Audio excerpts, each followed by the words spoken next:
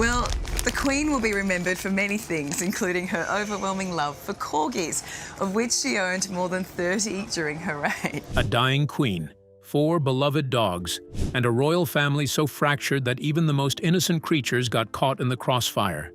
This is not the story the palace told you. This is not the carefully packaged press release, the curated Instagram post, or the sanitized version designed to make a disgraced prince look like a loving son. This is the real story of what happened to Queen Elizabeth's corgis, the dogs she loved more than some of her own children, the dogs she made secret arrangements for in her final months, and the dogs who were ultimately used as props in a royal PR operation that has never fully been exposed. By the time this video is over, you will understand why the palace went silent, why a perfectly healthy young corgi died under suspicious circumstances, why the woman who promised to care for them quietly stopped posting about them, and why the one surviving dog ended up somewhere very different from where the world was told it would be. Stay with me, because this story is more heartbreaking and more infuriating than anything you've read in the tabloids. Why these dogs were everything to the Queen. To understand the full weight of what happened, you first have to understand what these corgis actually meant to Queen Elizabeth II. This wasn't a hobby. This wasn't some eccentric royal quirk that made for good photographs. This was a 70-year love affair, arguably the most consistent, unconditional relationship of her entire life. It started on her 18th birthday in 1944. Her parents gave her a Pembroke Welsh corgi named Susan. That dog changed everything. From that single gift, the Queen built a dynasty. Not just a royal dynasty, but a corgi dynasty. Over the next 7 decades, she would own more than 30 corgis. And here is the detail that makes your jaw drop. Almost every single one of them was descended from Susan, that first dog, gifted to an 18-year-old princess who had no idea she would one day be the longest reigning monarch in British history, became the mother of a royal bloodline that spanned 3 generations of queens and outlasted prime ministers, presidents, and world wars. But numbers don't capture it. The relationship between Queen Elizabeth and her corgis was personal in a way that very few people outside the palace walls ever truly grasped. She fed them herself, not via footmen, not through the elaborate system of royal staff that handled everything from her wardrobe to her correspondence. She fed her dogs personally, from silver bowls, according to a very specific routine she had developed over decades. She knew each dog's preferences, each dog's temperament, each dog's quirks. She walked them in the palace gardens. She designed a specific corgi room at Buckingham Palace.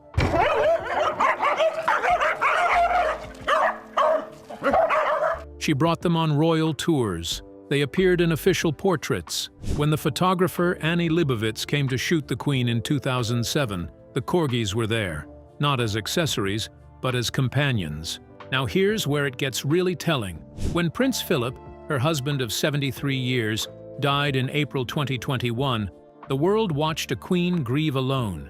COVID restrictions meant she sat by herself at his funeral, masked, isolated, a tiny figure in a vast chapel. It was one of the most heartbreaking images of her entire reign. But what kept her going in those dark months after Philip's death? According to multiple palace sources, it was her dogs. They slept in her bedroom. They sat beside her during meals. They followed her from room to room at Windsor Castle. A former palace insider described it this way: "Those dogs were like her children. She worried more about them than she did about some of her actual children." Think about that for a moment. The woman who had navigated decades of royal scandal, family dysfunction, and global crises, she found her deepest comfort not in crown or duty, but in 4 small dogs who had no idea she was the Queen. And that is precisely why, as her health declined in the final year of her life, Queen Elizabeth did something very deliberate. She made arrangements, quiet, specific, personal arrangements. She thought carefully about what would happen to each of her dogs. She knew her children. She knew the palace. She knew how things worked, and she was not going to leave this to chance. What happened next is where the palace's version and the truth begin to dramatically diverge. The official story and the first red flags. Queen Elizabeth II died on September 8, 2022 at Balmoral Castle in Scotland. She was 96 years old. The world mourned. Billions watched her funeral. world leaders gathered.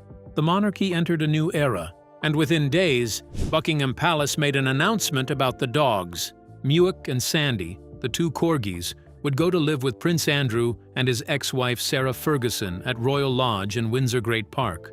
A Cocker Spaniel would be quietly placed with members of the royal household. On the surface, this seemed logical, almost touching even. Andrew had actually given the Queen two of those corgis. Muick was a gift in early 2021, when Prince Philip was seriously ill and the Queen needed comfort. Sandy arrived shortly after Philip's death in April 2021, a second gesture of love from son to mother. So it made sense, didn't it? The dogs Andrew gave her would go back to Andrew. Sarah Ferguson seemed genuinely moved when she spoke about it publicly. In an interview, she said, "The corgis will be with us. They are being looked after beautifully. They're two very friendly corgis, and I've been walking them and looking after them."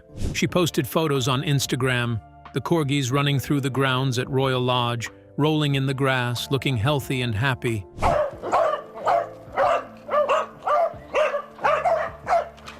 She talked about how the Queen would have wanted them to be happy. It all looked perfect. But here's the first question I want you to sit with. Why was it Andrew? At the time of the Queen's death, Prince Andrew was arguably the most disgraced member of the British royal family. He had been stripped of his military titles and royal patronages. He had settled a civil lawsuit with Virginia Giuffre for an undisclosed sum reported to be in the millions. He had stepped back from royal duties. He was effectively exiled within the family, present at private gatherings, invisible at public ones. King Charles, now the new monarch, wanted nothing to do with him publicly. So why, of all the people the Queen could have chosen to carry on her most treasured legacy, was it this man? Why him, and not one of the staff who had spent decades walking, feeding, and caring for these dogs? Why him and not someone the Queen trusted on a day-to-day basis? The answer, as we'll see, tells you everything about how the palace operates, and how little it actually had to do with the Queen's real wishes. The silence that spoke volumes. For a few months, everything appeared fine. Sarah posted her photos. Andrew was photographed occasionally at Royal Lodge. The public largely moved on. There were bigger stories, the coronation to plan, a new reign to establish. But then, quietly, something shifted. By early 2023, royal watchers, those deeply dedicated followers who track every social media post, every public appearance, every tiny detail of royal life, noticed something odd. The corgis had disappeared from Sarah Ferguson's Instagram. Not gradually, not with a farewell post or an update, they simply vanished. The photos stopped, the references stopped, complete radio silence. Now you might be thinking, so what? People don't post about their dogs every day. But this was Sarah Ferguson, who had been very publicly positioning herself as the devoted caretaker of the Queen's beloved legacy. She had made the corgis part of her own personal rebrand, warm, caring, responsible Sarah, looking after her former mother-in-law's most precious companions. For her to suddenly go silent, that was significant, and the silence coincided with something else, the eviction battle. King Charles, in one of his first major acts as king, began pushing Prince Andrew to vacate Royal Lodge, the 30-room mansion that Andrew had been living in, essentially rent-free for over 2 decades. The palace wanted it back. They offered Andrew a smaller property, Frogmore Cottage, the same cottage Harry and Meghan had briefly occupied. Andrew refused. He dug in. He hired lawyers. He went to war with his own brother. And we went into this nightclub, and she was very good at her costume. Think about what life at Royal Lodge must have looked like during this period. Legal battles, constant tension, Andrew under enormous financial pressure with no royal income, Sarah coming and going, managing her own career. She had faced her own financial scandals, her own public controversies, her own ongoing battle to remain relevant. The house was in dispute. The future was uncertain. And somewhere in the middle of all of this were 2 corgis who had spent their lives in the calm, structured, deeply routine environment of the Queen's household. Dogs that had known nothing but Windsor Castle, soft carpets, silver bowls, and a devoted elderly woman who built her days around them. A royal insider told a British publication at the time, "Andrew's barely home. Sarah's traveling constantly. Those poor animals are being looked after by staff most of the time." If that is true, and multiple sources corroborate it, then the reality on the ground was very different from the Instagram version. The Corgis weren't living the life they'd known. They were living in a house at war. And then came the news that stopped everyone cold. Sandy is gone, and the questions no one will answer. In October 2023, Sarah Ferguson posted a brief message on social media. Sandy, one of Queen Elizabeth's beloved corgis, had died. "Goodbye, dear Sandy," she wrote. "You were a good boy and will be sorely missed." And that was it. No details, no explanation, no context, just a brief, vague goodbye. Now pause here, because this is the part of the story that has genuinely haunted royal followers ever since. Let me walk you through why Sandy's death raised so many alarms. Corgis are a healthy, robust breed. Their typical lifespan is 12 to 15 years. Sandy was approximately 5 years old when he died. 5. That's not old age. That's the prime of a corgi's life. So what happened? The palace said nothing. Andrew said nothing. Sarah's post was so brief it felt almost deliberately vague, as if the goal was to acknowledge the death just enough to prevent accusations of hiding it, while revealing absolutely nothing about the circumstances. Royal veterinary experts and dog lovers online were baffled. What condition kills a healthy 5-year-old corgi? Was there an accident? An illness? Something in his environment? Were the corgis being properly cared for? Regular vet checkups, proper diet, exercise? These are not invasive questions. You haven't got many dogs now. Go on. These are basic, reasonable questions about the welfare of dogs that belonged, in a real sense, to the nation. The silence from the palace was deafening. And here's what makes it even more uncomfortable. In the weeks and months before Sandy's death, there had been no public updates about his health, no mention of illness, no indication anything was wrong. One day, the corgis existed in a quiet media blackout. The next, one of them was gone. There are people, serious royal commentators, not conspiracy theorists, who believe the full story of Sandy's death has never been told. And given the palace's track record of managing, suppressing, and reshaping narratives to protect powerful people, can you blame them for asking? Now I want to ask you directly. Do you think the palace has been honest about what happened to Sandy? Drop your answer in the comments, because the way royal institutions handle animal welfare often tells you a great deal about how they handle human welfare too. The quiet move that exposed everything. After Sandy's death, attention turned entirely to Muick, the surviving corgi, the last of Queen Elizabeth's beloved companions still bearing the royal bloodline of that first corgi, Susan, gifted to a young princess back in 1944. And in early 2024, the truth began to emerge. Muick was no longer living at Royal Lodge with Andrew and Sarah. Sources close to the royal family confirmed to reporters that Muick had been quietly relocated to Windsor Castle, where he was now being cared for primarily by royal staff, the same staff who had known the Queen, known her routines, known her dogs for years. A palace insider put it plainly. Andrew and Sarah visit the dog regularly, but Muick lives at Windsor now. The staff there know the routine. They know what the dog needs. It's better this way. Read between the lines of that statement. It's better this way is palace speak for the original arrangement wasn't working. The dog wasn't being properly cared for. Something had to change. And when you look at the full picture, it's not hard to understand why. Andrew was in the middle of an escalating legal and financial battle with his own brother. He had no official income. He had no royal role. His entire existence had become a management crisis for the palace, for Charles, and apparently for himself. He was fighting to stay in a house he didn't own, funded by a mother who was no longer alive, with no clear path forward. Sarah Ferguson, meanwhile, had been diagnosed with skin cancer in 2023, a devastating blow that came after her breast cancer diagnosis earlier that same year. She was dealing with serious illness, recovery, and the ongoing pressure of her own complicated public life. Neither of these people was in a position to provide the stable, loving, consistent care that a dog, especially a dog that had just lost its lifelong companion and its primary human, desperately needed. And here is the detail that cuts the deepest. Muick, like all of the Queen's corgis, had been raised in extraordinary stability. The Queen's household ran like clockwork, the same feeding times, the same walking routes, the same familiar faces, the same calm, ordered environment day after day. For these dogs, routine wasn't just comfort, it was the foundation of their entire world. What they got instead was chaos, a house in legal dispute, two primary caregivers who were rarely present, staff doing their best, but without the authority or resources of the full royal household, and then the trauma of losing their companion Sandy, under circumstances that still haven't been explained. The move back to Windsor was the right call, but ask yourself, should it ever have come to this? And who bears responsibility for the fact that it did? Candy and Lissy, the dogs who were protected.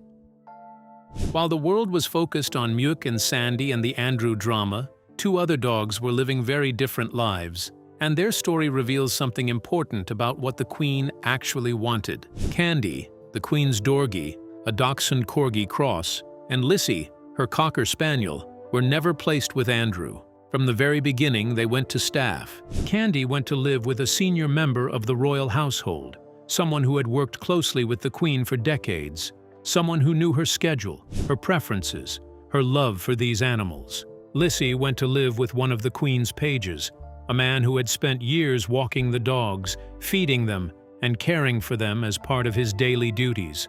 There were no press releases about these placements, no Instagram posts, no carefully arranged photo calls.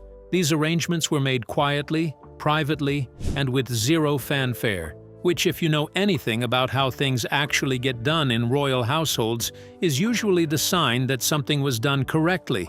These were not PR moves. These were genuine acts of care. In 2024, Candy passed away at the remarkable age of 18. That's an extraordinary lifespan for a dog of her breed. It speaks to years of exceptional, attentive care, exactly the kind of care the Queen would have provided, and exactly the kind of care that a devoted long-term staff member would know how to replicate. Lissy is still alive as of 2026. By all accounts, she is happy and healthy, living with someone who genuinely loves her and understood from the very beginning what it meant to care for one of the Queen's dogs. Now compare those two outcomes to what happened with Sandy and Muick. One dead at 5 years old under unexplained circumstances.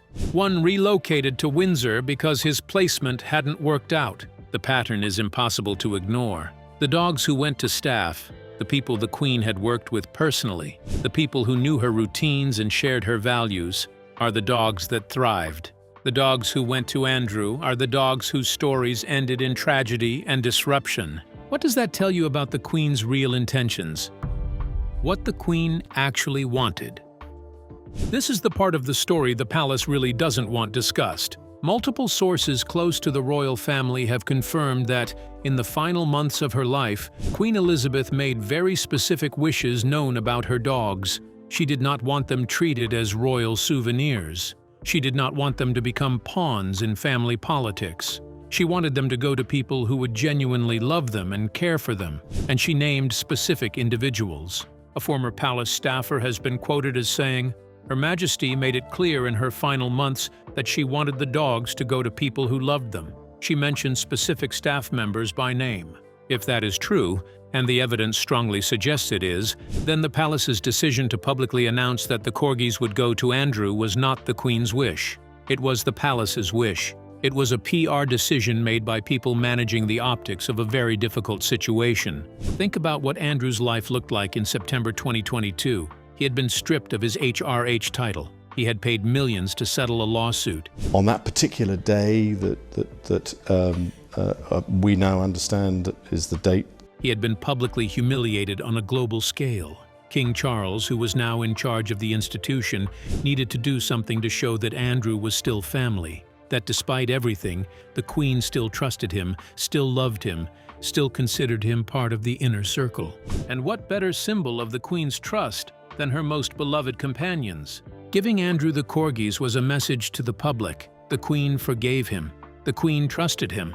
The Queen still saw him as family. It was a powerful piece of royal communication, or it would have been, if Andrew had actually been able to look after them. The tragedy is that the Queen, who knew her son better than anyone alive, probably anticipated exactly this, which is why, according to those same sources, She made contingency plans. Staff members were briefed. Arrangements were made behind the scenes. The Queen understood that whatever the palace said publicly, the real care of her dogs needed to be anchored in something more reliable than Andrew's good intentions. She was right, and the subsequent events proved it.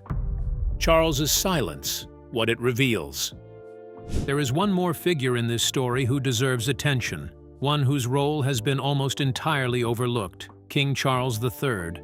In the 2+ years since his mother's death, Charles has never publicly acknowledged her dogs. He has never visited them. He has never asked about them, at least not in any way that has been made public. He has shown, as far as anyone can tell, zero interest in the animals that were the most constant companions of his mother's life. For some people, this is simply a matter of personal preference. Charles is known to be more of a horse and garden person than a dog person. That's fair enough. Not everyone is an animal lover. But there's a larger symbolic dimension here that's worth examining. Charles has staked his reign on the concept of a slimmed-down monarchy. Fewer working royals, reduced costs, a modernized institution shorn of the excess and spectacle of previous eras. So whatever faith you have, or whether you have none, it is in this life-giving light. Corgis running through Windsor Castle, staff dedicated to their care, a lineage of royal dogs stretching back to 1944. None of that fits the brand he's building. By distancing himself from his mother's dogs, Charles is, perhaps unconsciously, perhaps deliberately, drawing a line between her era and his.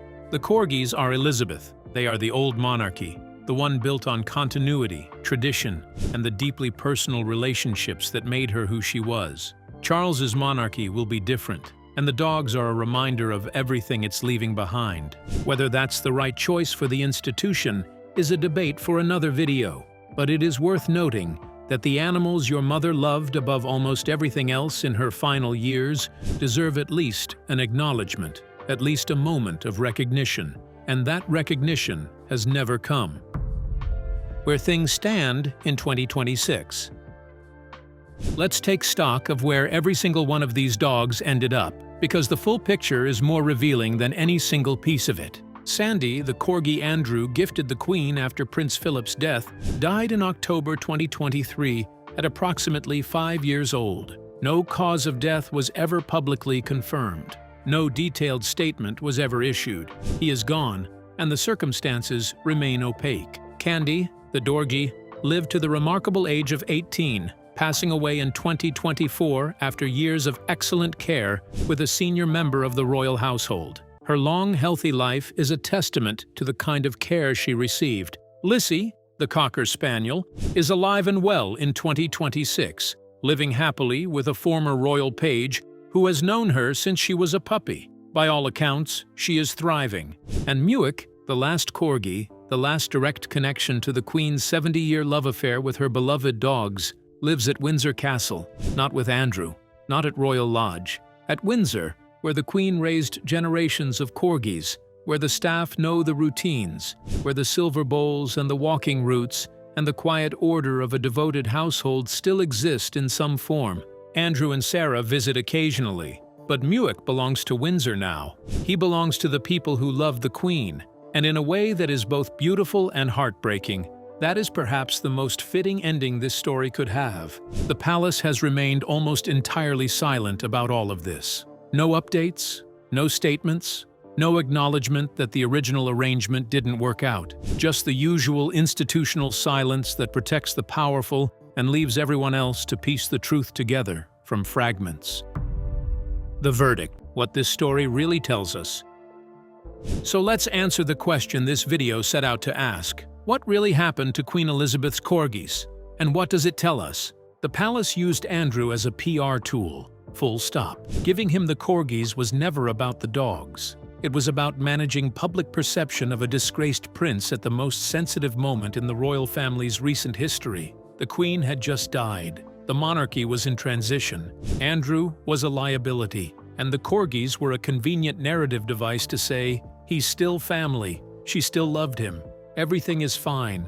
Everything was not fine. One dog is dead under unexplained circumstances at 5 years old. Another was quietly relocated because the arrangement the palace so publicly celebrated simply did not work. And the dogs who were never part of the PR story, the ones placed quietly with dedicated staff members, are the ones who lived long, healthy, happy lives. The Queen knew her dogs. She knew her family. She had 96 years of experience with both. She made her wishes known. And those wishes, according to multiple credible sources, did not include entrusting her most beloved companions to a son who was fighting an eviction battle, managing a collapsing reputation, and barely present at home. But here's the hardest truth of all. The dogs couldn't advocate for themselves. They couldn't tell anyone what they needed. They couldn't protest the arrangement or ask to be moved. They were entirely dependent on the humans around them to do the right thing. And the humans around them, with the exception of the staff who ultimately stepped in, prioritized optics over welfare. Queen Elizabeth spent 70 years putting her dogs first. She built routines around them. She designed spaces for them. She made arrangements for them in her final months because she loved them, and she understood their vulnerability. And the institution she gave her entire life to responded by using those same dogs to rehabilitate the image of the one family member she had arguably the most complicated relationship with. That is the heartbreaking truth of this story. Not just what happened to the dogs, but what it reveals about how power works, how institutions protect themselves, how narratives are constructed, and how the most vulnerable members of any family, human or animal, are the ones who pay the price when the people in charge prioritize their own interests. Queen Elizabeth II deserved better than to have her final wishes overridden for a press release. Her corgis deserved better than to be caught in the middle of an eviction battle and a family power struggle. And Sandy deserved better than a vague two-sentence goodbye with no explanation. Here's what I want to know from you. Do you think the palace should have been more transparent about what happened to these dogs? Do you think Andrew should ever have been given them in the first place? And do you believe that Sandy's death has ever been fully explained? Leave your thoughts in the comments below. This is the kind of story that gets buried under the weight of more dramatic royal headlines. The divorces, the titles, the feuds. But sometimes the quieter stories, the ones about 4 small dogs and the woman who loved them more than almost anything, tell you the most about who people really are. If this video gave you something to think about, if it told you something you didn't know, or confirmed something you suspected, please share it. Hit the like button. Subscribe if you want more stories about what actually happens behind the palace doors, not the version they want you to see. The Queen is gone. Her corgis are scattered, but the story of what happened to them and why is one that deserves to be told, fully and honestly, for her sake.